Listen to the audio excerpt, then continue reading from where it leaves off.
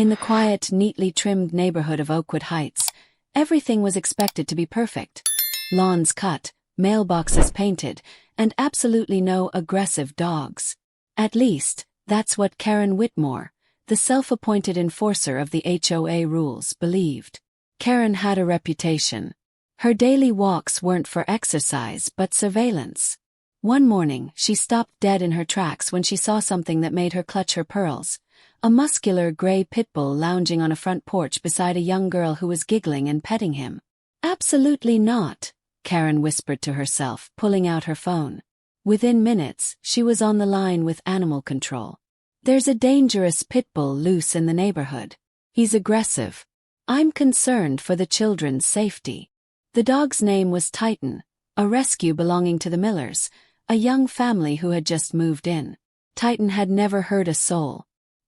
His massive frame and square jaw made people pause, but his eyes were gentle, and his tail wagged at every passerby. When animal control arrived, neighbors came out in protest. The Millers showed proof of registration, vaccinations, and letters from previous neighbors vouching for Titan's sweet nature. After a quick evaluation, the officers left, with no dog in custody. But Karen wasn't done. She filed a formal complaint with the HOA, citing rule violations and threat to community peace. 3 days later, everything changed. It was early evening. Children were playing outside, and Titan sat on the porch watching like usual. Suddenly, screams pierced the calm. A child's ball had rolled into the street, and 5-year-old Mia chased after it, directly into the path of a speeding car.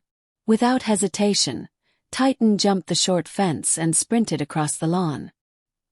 He intercepted Mia just in time, knocking her out of harm's way.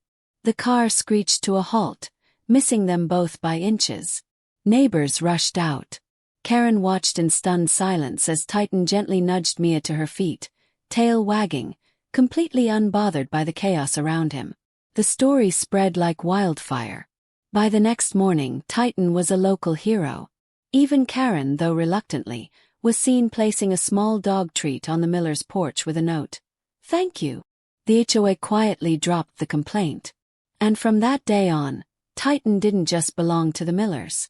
He belonged to the whole block.